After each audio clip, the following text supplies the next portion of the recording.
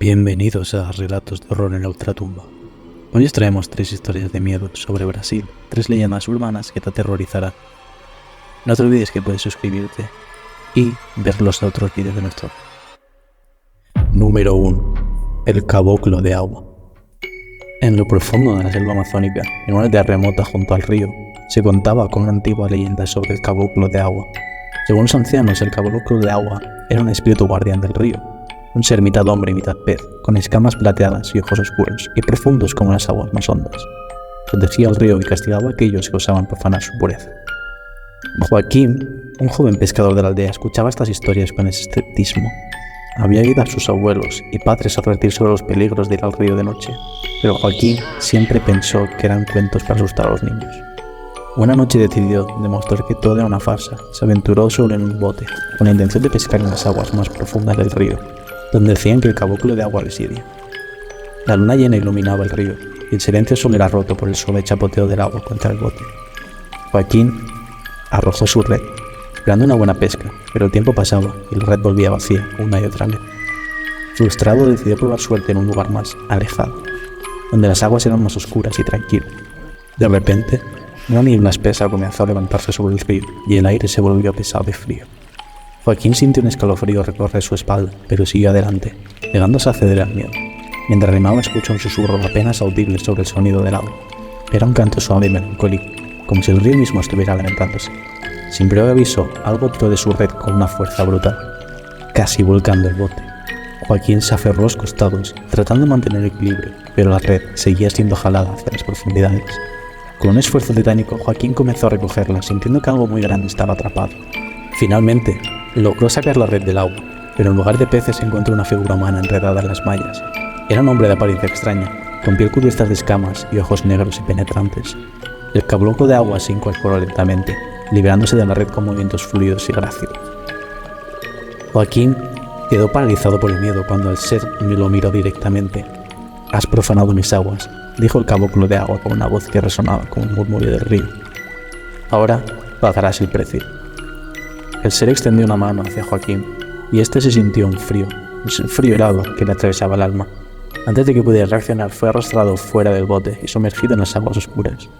El río envolvió con una fuerza implacable, y Joaquín sintió que se ahogaba, incapaz de luchar contra la corriente. A la mañana siguiente, los adultos encontraron el bote vacío, a la flota, a la deriva. Joaquín nunca regresó, y su desaparición se sumó a las leyendas sobre el caboclo de agua. Desde entonces nadie en la aldea se atrevió a pescar en las aguas profundas del río, y la historia de Joaquín se convirtió en una advertencia eterna sobre el poder y la venganza del guardián del río. Número 2. El capoeira. En lo más profundo de la selva amazónica, en una aldea remota, rodeada de espesos bosques, se contaba una leyenda antigua sobre el caipora. Este espíritu de la selva era conocido por su apariencia pequeña y peluda, con ojos brillantes y astutos que reflejaban la luz del fuego. La caipora protegía a los animales del bosque y castigaban a aquellos que se cazaban sin necesidad o por deporte. José, un joven cazador de la aldea, era conocido por su arrogancia y su desprecio por las tradiciones. Aunque su familia y los ancianos le advertían sobre el caipora, él se reía de sus supersticiones y seguía cazando en el bosque a cualquier hora, ignorando los días de descanso sagrado. Una noche, impulsado por la codicia y el deseo de demostrar que las leyendas eran solo cuentos, José se aventuró en el bosque bajo la luz de la luna llena. Llevaba consigo su rifle y un saco grande, decidido a regresar con una caza abundante. Mientras caminaba, los sonidos del bosque parecían más intensos de lo habitual. Los crujidos de las hojas y los murmullos de los animales le daban una sensación inquietante, pero José seguía adelante, decidido a desafiar a la caipora.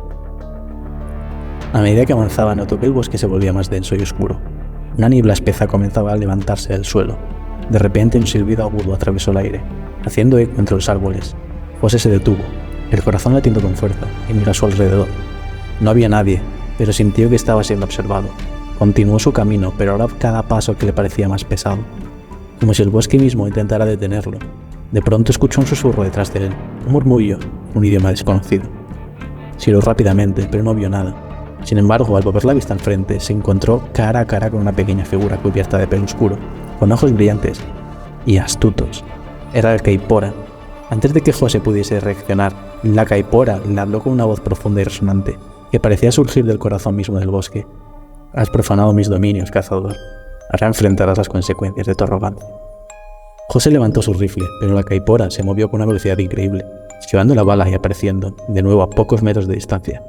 Con un gesto la caipora invocó a los animales del bosque, que comenzaron a rodear a José, sus ojos brillando con una ira ancestral.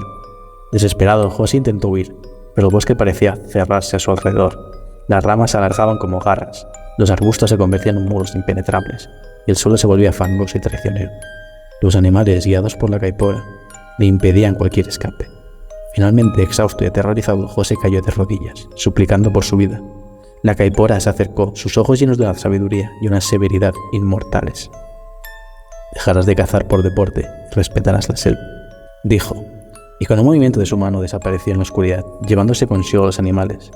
A la mañana siguiente, los aldeanos encontraron a José vagando sin rumbo por el bosque, con los ojos llenos de terror y la mente rota por la experiencia.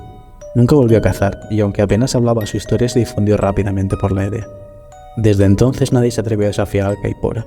Los cazadores solo tomaban lo necesario y respetaban los días sagrados, sabiendo que el espíritu del bosque siempre vigilaba, listo para proteger su dominio. Historia número 3. El Cumacanga.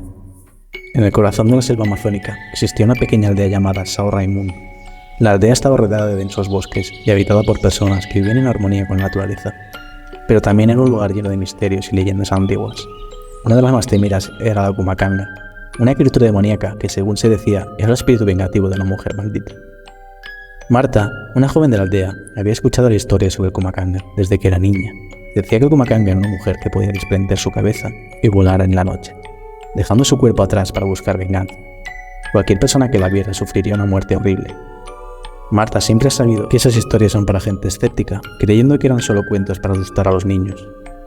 Una noche Marta decidió probar su valentía.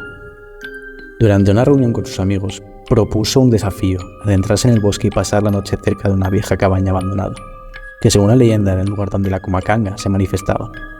Sus amigos dudaron, pero finalmente aceptaron, impulsados por el orgullo y la curiosidad. La luna llena brillaba en el cielo mientras el grupo se adentraba en el bosque. Los sonidos nocturnos de la selva parecían más intensos y siniestros esa noche. Al llegar a la cabaña encendieron una fogata y se sentaron alrededor, contando historias para pasar el tiempo. Sin embargo, la inquietud en el ambiente era palpable. A medida que avanzaba la noche, uno de los amigos de Marta, Pedro, se levantó para ir al baño. Pasaron minutos y Pedro no regresaba. Preocupados, los demás comenzaron a llamarlo y a buscarlo, pero no había rastro de él. De repente, un grito agudo rompió el silencio de la noche, proveniente de lo profundo del bosque. Sin pensarlo, Marta y sus amigos corrieron hacia el sonido. Llegaron a un claro y lo que vieron les heló la sangre. El cuerpo sin cabeza de Pedro yacía en el suelo. Flotando sobre él, envuelta en una aura malévola, estaba la cabeza de Cumacanga. Sus ojos estaban brillantes, llenos de odio. La cabeza voladora se lanzó hacia ellos, dejando tras de sí un rastro de fuego y azufre. El pánico se apoderó del grupo, que corrió en todas direcciones, tratando de escapar de la criatura. Marta, luchando contra el miedo, se recordó a sí misma las historias que su abuela solía contarle sobre cómo protegerse de la Cumacanga.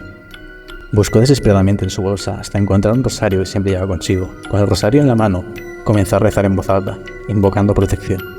La Cumacanga se detuvo en seco, como si algo invisible la estuviera reteniendo. Marta, sintiendo nueva esperanza, continuó rezando con más fuerza. La cabeza demoníaca soltó un alarido espeluznante y comenzó a retroceder, desapareciendo en la oscuridad del bosque.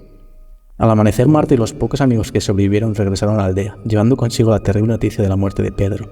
La historia de esa noche se difundió rápidamente y desde entonces nadie de São Raimundo se ha atrevido a desafiar la Cumacanga. Marta, marcada por la experiencia, nunca olvidó la mirada llena de odio de la criatura, poder de la fe que le salvó. Y bueno, esas han sido las 3 historias de miedo sobre Brasil. Espero que os hayan gustado, que os suscribáis, que dejéis un like y que os veáis el resto de vídeos sobre leyendas sobre países en nuestro canal. Un saludo.